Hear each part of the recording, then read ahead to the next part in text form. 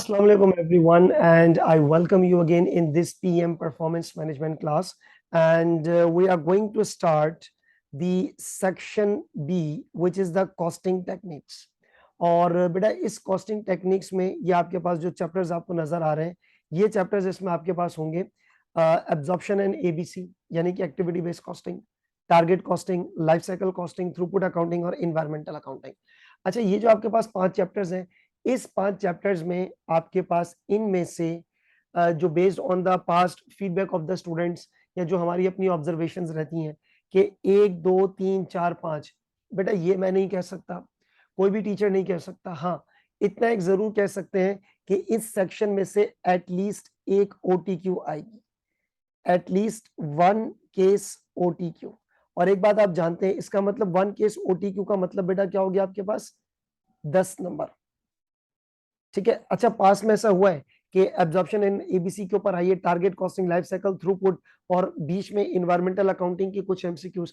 तो कहने का मकसद ये कि ये जो सेक्शन है, इस सेक्शन में आपके पास इस सेक्शन में से बेटा आपके पास एमसीक्यूज भी आ सकती हैं। ठीक है ना, डेफिनेटली एमसीक्यूज तो थ्रू आउट द आपके पास कोर्स आएंगी। अच्छा, इसमें बेटा आपके पास एक केस ओटीक्यू आ सकती है, और इसमें जो आपके पास सीआरक्यू है वो नहीं आएगा।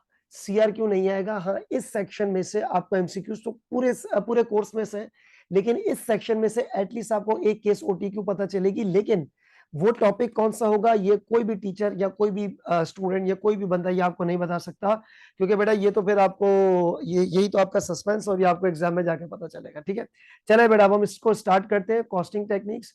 अच्छा, अभी मैं आपको एक बात बता दूं साफ साफ, इस लेक्चर में हम एबीसी और एब्जॉर्प्शन स्टार्ट नहीं कर रहे। इस लेक्चर में, अभी इस वाले लेक्चर में हम लोग क्या चीज पढ़ रहे? Basic costing.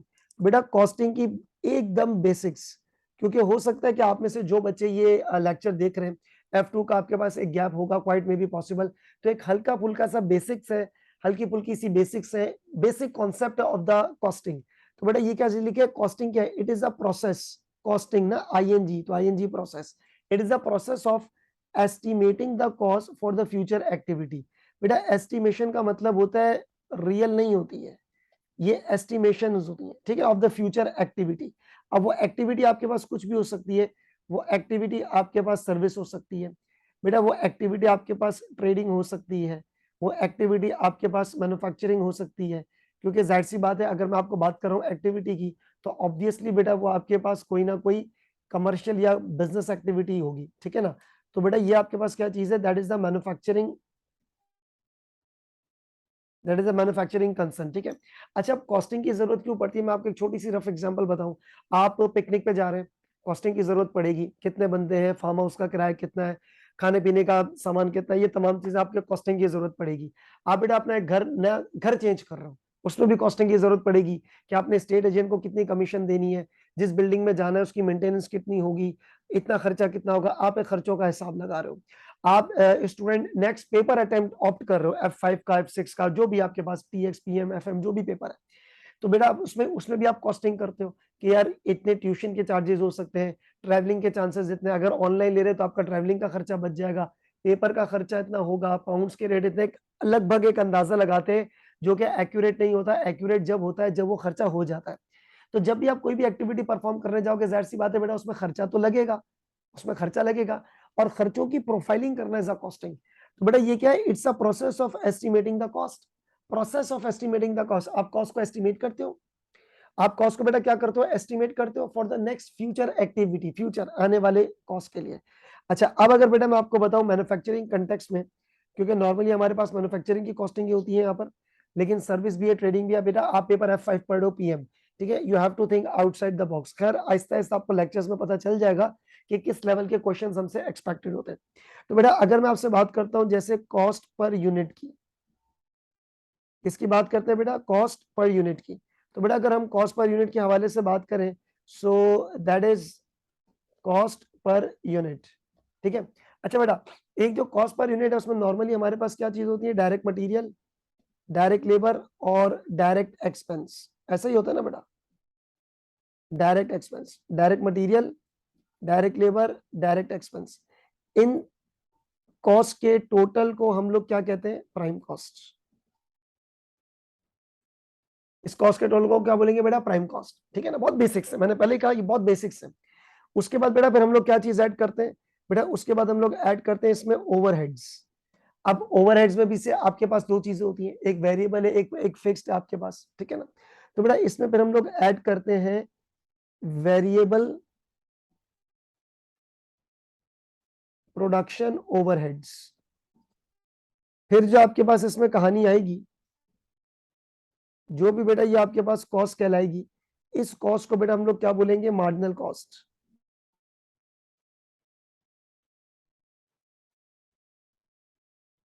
मार्जिनल या फिर वेरिएबल प्रोडक्शन कॉस्ट।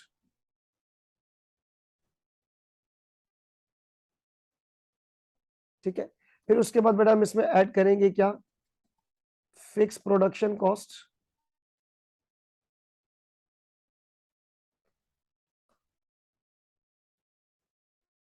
इसको बेटा हम लोग फिर क्या बोलेंगे? Total production cost. मैंने क्या कहा? बहुत बेसिक्स है। तो बेटा ये हो गया आपके पास टोटल प्रोडक्शन कॉस्ट, राइट। अच्छा, ये आपने बेटा कॉस्टिंग कर ली। अब यहाँ पर आपको मैन्युफैक्चरिंग, अच्छा तमाम चीजों का ताल्लुक जो है वो किस चीज से रिलेटेड है? प्रोडक्शन से। इसमें फिलहाल कोई नॉन प्रोडक्शन कॉस्ट नहीं है। अगर आपको बाद में बेटा, ये तो हो गई आपके पास क्या? Production cost. ठीक है, अगर आपको बाद में कोई चीज ऐड करनी है कि भाई इसमें नॉन प्रोडक्शन कॉस्ट भी डालनी चाहिए, तो वो फिर आप बेटा नीचे भी डाल सकते हैं, ऐड अप कर सकते हैं इसमें। और वो चीजें क्या हो जाएंगी बेटा आपके पास? नॉन प्रोडक्शन कॉस्ट, जिसमें आपके पास जैसे डिलीवरी के एक्सपेंसेस हो गए, जिसका ताल्लुक आपकी मैन्युफैक्चरिंग से नहीं है, तो उसमें आप ऐड अप करके यहाँ पे आप कह सकते हैं कि यार हमारी ये हो गई है टोटल कॉस्ट। अच्छा, अब आप एक चीज जरा नोटिस कीजिएगा कि यहाँ पर आप क्या काम कर सकते हैं बेटा? This is the profiling of cost. और जब हम कभी भी बेटा कॉस्टिंग की बात करते हैं, तो कॉस्टिंग का मतलब क्या होता है? खर्चों की कॉस्ट की प्रोफाइल बनाना। खर्चों की कॉस्ट की क्या बनाना बेटा? प्रोफाइल बनाना, and that is known as the costing. Costing क्या है? बहुत बेसिक सी चीज है कि जो भी एक्टिविटी हम परफॉर्म करने जाएंगे उसकी कॉस्ट को पहले से एस्टिमेट करना। Right, now let's move ahead. उसके बाद बेटा अब हमारे यहाँ पे मटेरियल वेस्टेज। अच्छा बेटा, सबसे पहला पॉइंट, अगर मैं आपसे नॉर्मल एक छोटी सी बात बताऊं डायरेक्ट मटेरियल के हवाले से, तो बेटा सबसे पहला पॉइंट डायरेक्ट मटेरियल की वेस्टेज के हवाले से मैं आपको एक चीज एक्सप्लेन करता हूं। देखो बेटा, it may be possible that materials when purchased and input into the process, there may be some wastages in it. अब एक आपको छोटी सी एग्जांपल से एक्सप्लेन करते हैं। बेटा लेट्स से फॉर एग्जांपल कि मुझे इस वक्त जरूरत है 7 किलोग्राम्स की। जैसे फॉर एग्जाम्पल ये कैलकुलेटर है, ये कैलकुलेटर एक यूनिट है। ठीक है, कैलकुलेटर एक यूनिट है। इसको बनाने के लिए या कोई भी प्रोडक्ट बनाने के लिए मुझे 7 किलोग्राम्स की जरूरत है। 7 किलोग्राम्स की जरूरत है बेटा टू मेक 1 यूनिट।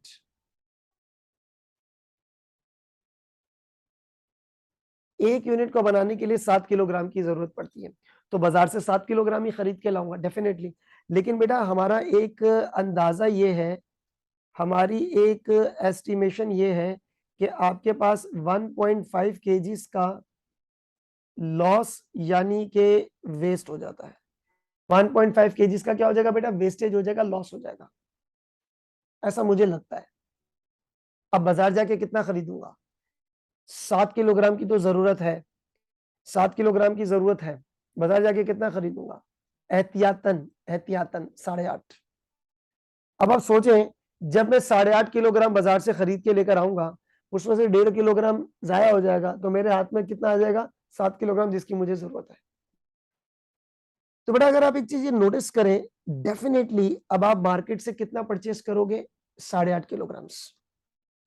और आप एक चीज जरा नोट कीजिएगा, 7 आपको नीड है, 1.5 आपके पास लॉस है। तो अब आप 8.5 केजीज जो है बेटा, वो आप मार्केट से जाके क्या करोगे? परचेस करोगे। 8.5 किलोग्राम मार्केट में जाके क्या करते हो? परचेस करोगे। और बेटा अगर आप अज्यूम करो, अज्यूम दैट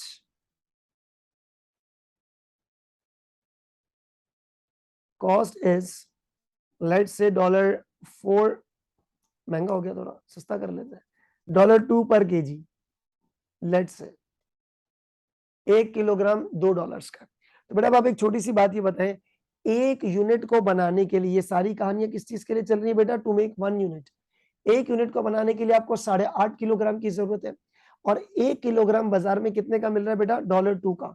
तो 8.5 मल्टीप्लाई बाय 2, 17 की कॉस्ट आपके पास हो जाएगी पर यूनिट में। यानी कि बेटा अब आपको डायरेक्ट मटेरियल की कितनी जरूरत थी, 8.5 kgs, और 1 किलोग्राम कितने का बेटा, $2।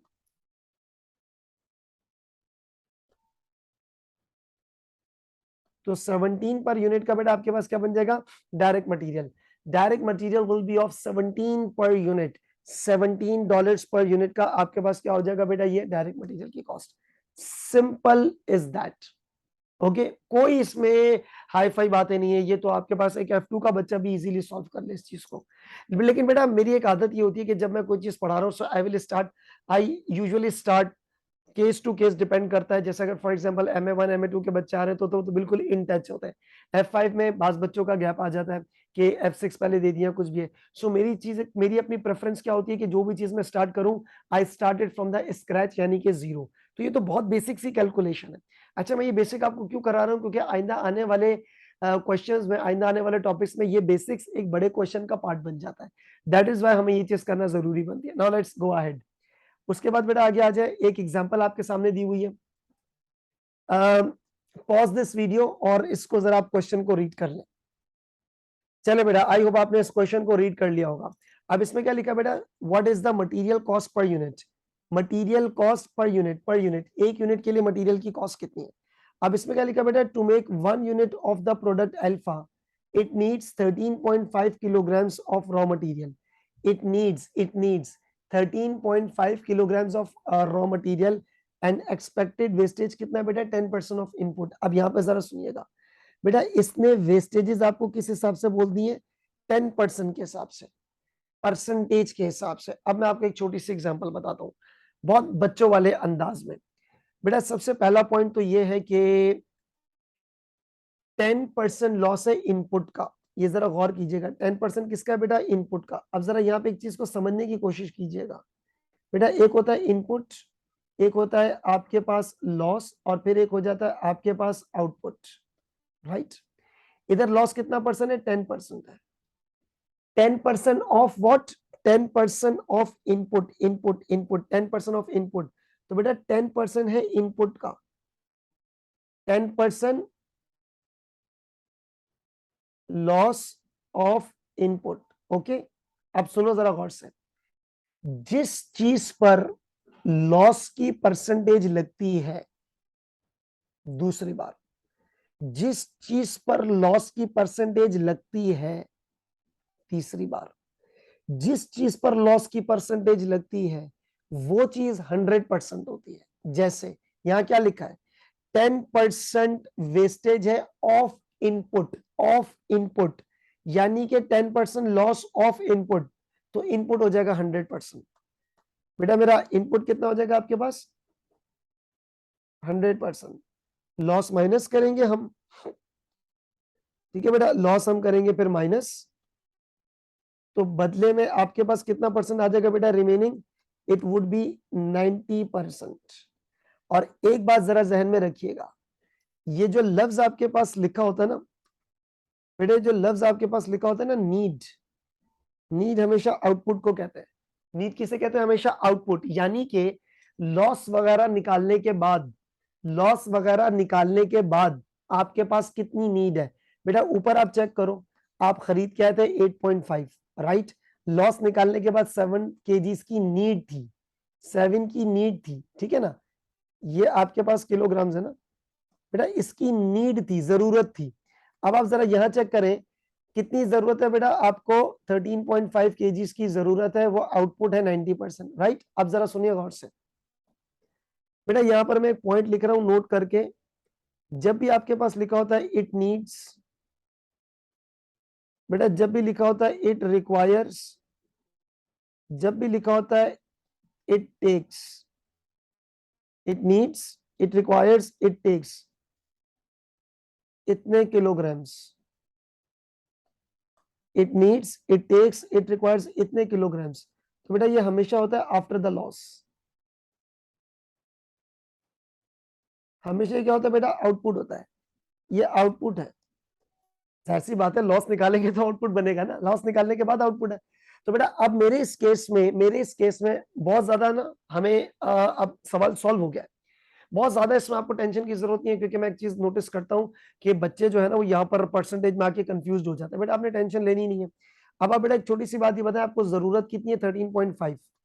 इसका मतलब बेटा 13.5 केजीज की आपको नीड है 10% लॉस के बाद।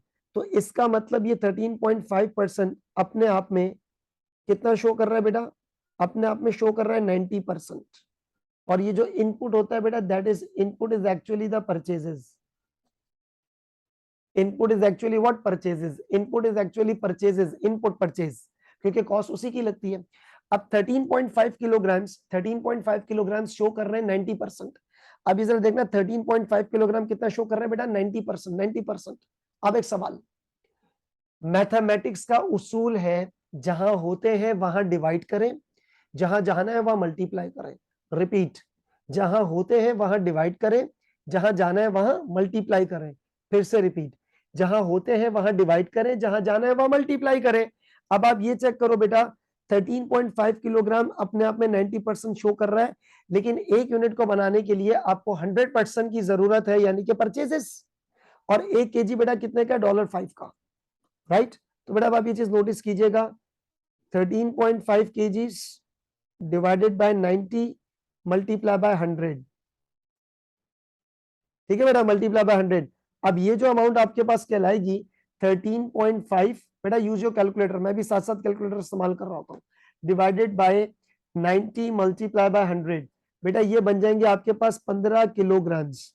इसका मतलब बेटा हमने 15 किलोग्राम परचेज करने हैं, यानी कि इनपुट के लिए 15 किलोग्राम आपने परचेज करना है। तो बेटा 1 किलोग्राम कितने का? $5 का। So that is $5। So 15 multiply by 5, that would be 75 per unit. और ये मेरा आंसर है। आंसर के साथ मैं स्टार लगा देता हूं।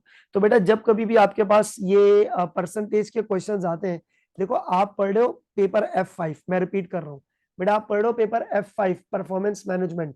ये जो एक छोटा सा क्वेश्चन है, ये तो F2 के लेवल पर भी इतना क्वेश्चन नहीं आ सकता, हो सकता है आ भी जाए, लेकिन F5 लेवल पर, PM लेवल पर ये एक बड़े क्वेश्चन के हिस्से बनते हैं, ये छोटे छोटे क्वेश्चन। तो ये बहुत इंपॉर्टेंट कैलकुलेशन है मटेरियल वेस्टेज के हवाले से।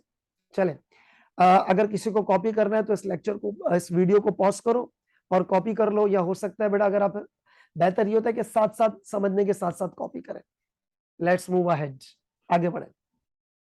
अब आते हैं बेटा यहाँ पर आपके पास लेबर का आइडल टाइम। अच्छा बेटा आइडल टाइम क्या है? अगेन आइडल टाइम तो MA1 के बच्चे से भी पूछ सकते, बता सकता है बेटा। Idle time is the time in which employee is doing nothing but still being paid.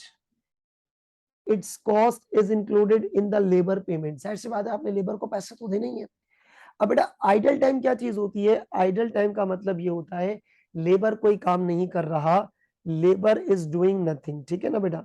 Labour यहाँ पे क्या बेटा इज नॉट डूइंग एक्टिविटी। बेटा वो कोई एक्टिविटी नहीं कर रहा। वाई? क्यों बेटा एक्टिविटी क्यों परफॉर्म नहीं कर रहा? मे बी बेटा यहाँ पर आपके पास मशीन ब्रेक डाउन हो जाए,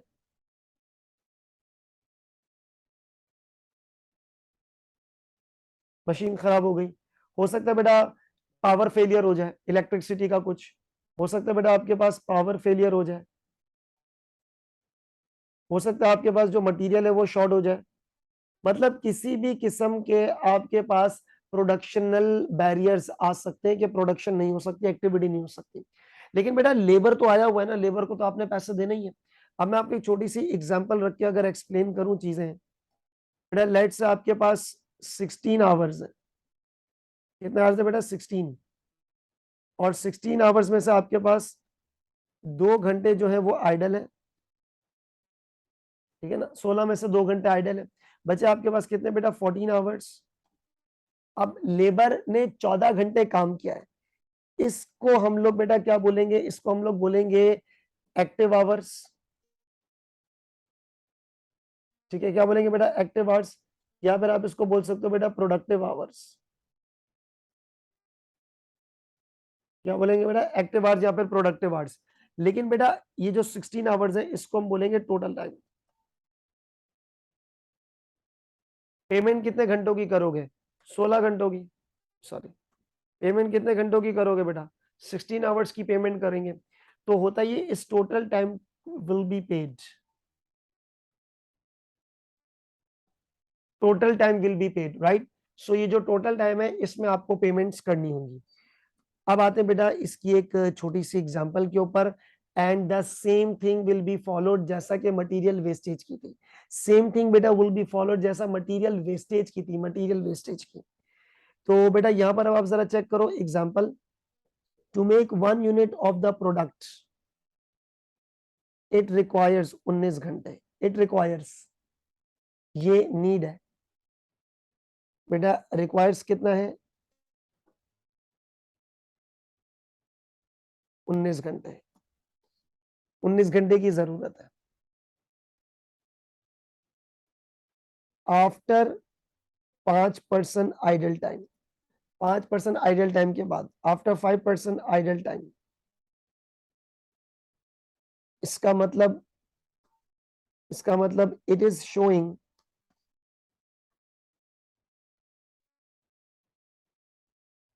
95%। बेटा ये अपने आप में कितना परसेंट है, 95%, और लेबर का रेट कितना है, $3, $3 पर आवर। तो what is the labour cost per unit, बेटा द सेम थिंग जो कि हमने मटेरियल में करी थी। तो अब क्या चीज है बेटा, यहाँ पर अब आपने करनी है लेबर, डायरेक्ट लेबर की कॉस्ट। तो बेटा 19 डिवाइडेड बाय 95 मल्टीप्लाई बाय 100, ये बन जाएंगे आपके पास 20 घंटे। कितने घंटे बन जाएंगे बेटा आपके पास, 20 घंटे। अब बेटा अब आप ये चेक कीजिएगा, ये टोटल बन जाएंगे 20 आवर्स, और आपने लेबर को पेमेंट कितने आवर्स की करनी है बेटा, $3 की। सो 20 multiply by 3, that is $60 per unit, और ये हमारा आंसर है। ठीक है बेटा। तो ये जो 20 आवर्स बेसिकली आपके पास आए, इस 20 आवर्स में से जो 19 आवर्स है बेटा वो एक्टिव टाइम है, जो कि सवाल में गिवन था। एक्टिव टाइम को हम लोग नीड बोलते हैं, जितने की जरूरत है। पीछे क्या बचा बेटा आपके पास, 1 घंटा, वो हुआ आइडल। लेकिन आपने वर्कर्स को पेमेंट तो पूरे 3 रुपए के, $3 के हिसाब से आपने पेमेंट तो पूरे 20 घंटे की करनी है। तो बेटा इस लेक्चरिंग वीडियो में हमने क्या चीज सीखी है, बेसिक मटेरियल की वेस्टेज, बेसिक लेबर की आइडल टाइम की कैलकुलेशन। हम लोग पढ़ रहे हैं पेपर पीएम, क्योंकि ये छोटी छोटी कैलकुलेशन आगे जाके थोड़ा सा आपके पास बड़े क्वेश्चन का एक हिस्सा बनेंगी। ठीक है। सो ये हमने क्विक, एक छोटा सा क्विक रिकैप किया, आप ये समझिए क्विक रिकैप। चले जी, मिलते हैं अगली वीडियो में, अपना ख्याल रखिए, अल्लाह हाफिज।